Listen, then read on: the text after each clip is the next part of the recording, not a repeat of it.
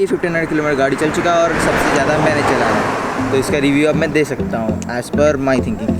तो review start करते हैं और ये शॉट मेरे को बहुत अच्छा लगा।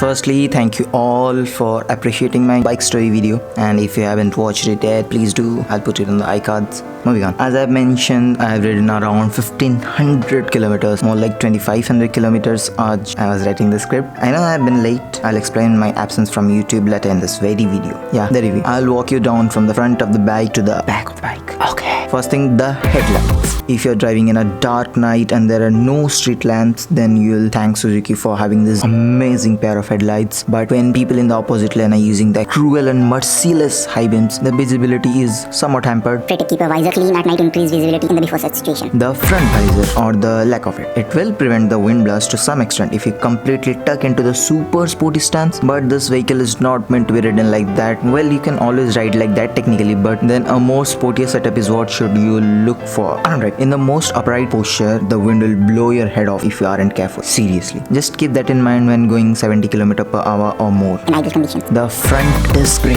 it has ABS. Anti-lock braking system which will basically reduce the chance of you skidding your tire and ending up in an ambulance. The ABS works real nice, but the ABS makes the stopping distance a little longer than usual, so keep that in mind. Also, in lower speeds, the ABS hampers the braking capabilities of this vehicle. It is abruptly activated and disengages the brakes, which can be dangerous at times. While crossing speed bumps or potholes, you might hear an irritating rattling noise sometimes, and it comes from the ABS. Mostly if the brake is engaged while crossing the above mentioned. I don't know why that happens, but I'll look into it and make you guys clear about it in the comment sections. The handle grips. These are okay, but tend to get a little sticky after rain, which is a good thing to get a grip, but it can get easily annoying. The handlebars. The clip-ons. These are a little bit less spec than normal, so you have to get used to it a bit. These change the riding triangle of the rider a little bit, so this might be uncomfortable for some guys, and some guys can live with it like me. The far away levers. My fingers are small as compared to my palm, so I find it painful to keep using the clutch and brake in bumper to bumper traffic. Adjustable levers will easily solve the case, so I'm thinking of switching. The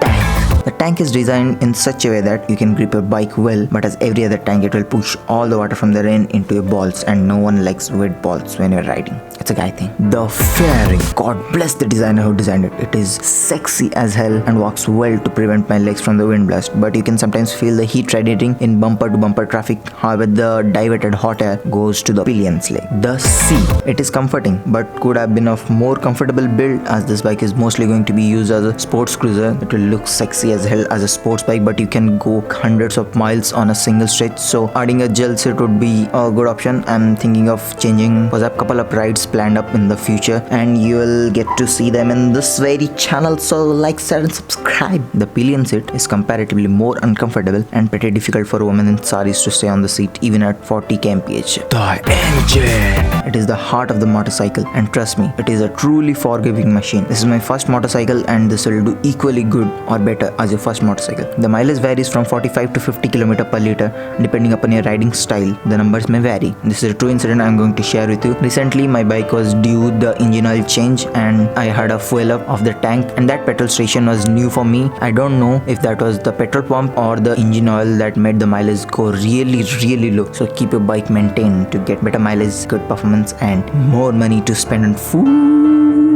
The rear suspension, it gets dirty very easily. That is the only concern. The tires. Good old MRF gets little slippery in wet conditions, else does the job well. The rear does. It will skid the bike if applied harshly, so be careful. No ABS there. The exhaust. Okay, snow, change it if you want to. The tail section. It is beautiful and complements the whole bike. So that was from front to back review. Now let's do some miles, shall we? Hello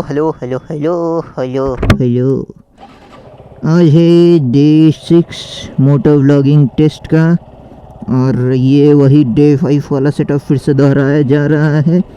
मेरे साथ pillion में बैठे mister त्रिपाठ और ये हम आए थे, कुछ कंस्ट्रक्शन वर्क उधर चल रहा था जो कि बीच में बंद होकर रखा हुआ था, तो हम लोग घुस गए थे अंदर क्योंकि ये शॉर्ट्स अच्छे थे, पानी जमा हुआ था तो ट्राई कर रहे थे वही, लेकिन इधर बालू है, बालू में गाड़ी धंस जाएगा तो संभल के जाना पड़ेगा एंड मुझे इसको गिराना नहीं है। और हम आ गए हैं हाईवे पे और फ्रेमिंग अब तक सही है, लग तो रहा है, मिरर्स का थोड़ा टेढ़ा मेढ़ा लग रहा है, अब तो सही दिख रहा होगा। तो चलिए मोटो व्लॉगिंग वाला वीडियो में जैसा ऑडियो था वैसा अगर स्क्रिप्ट करके मैं करूँ तो मोटो व्लॉगिंग टाइम कर सकते हैं, क्योंकि मोटो व्लॉगिंग मतलब मैं रोज बाहर निकलता तो वैसा मैं वीडियो जल्दी बना सकता हूँ, लेकिन उसमें थोड़ा स्क्रिप्ट करना पड़ता है क्योंकि वर्ड्स को थोड़ा मैनिपुलेट करना पड़ता है, थोड़ा स्पाइसी, थोड़ा सेक्सी, थोड़ा मसाला, चाट मसाला, गरम मसाला वगैरह थोड़ा डालना पड़ता है ताकि लोगों को सुनने में अच्छा लगे, क्योंकि विजुअल तो उसमें सारा मतलब गूगल से ही मोस्ट आ जाता है, मतलब मैं लाइन बाय लाइन गूगल में ढूंढता हूँ, जिफ या फिर मीम्स कुछ ढूंढ लेता हूँ, मिल जाता है, डाल देता हूँ, तो वो है। और मैं वाइड एंगल लेने का सोचा था, लेकिन वाइड एंगल का एडेप्टर एक आता है लेंस का, पहले वो लेने का ट्राई कर रहा हूँ, मतलब सोच रहा हूँ,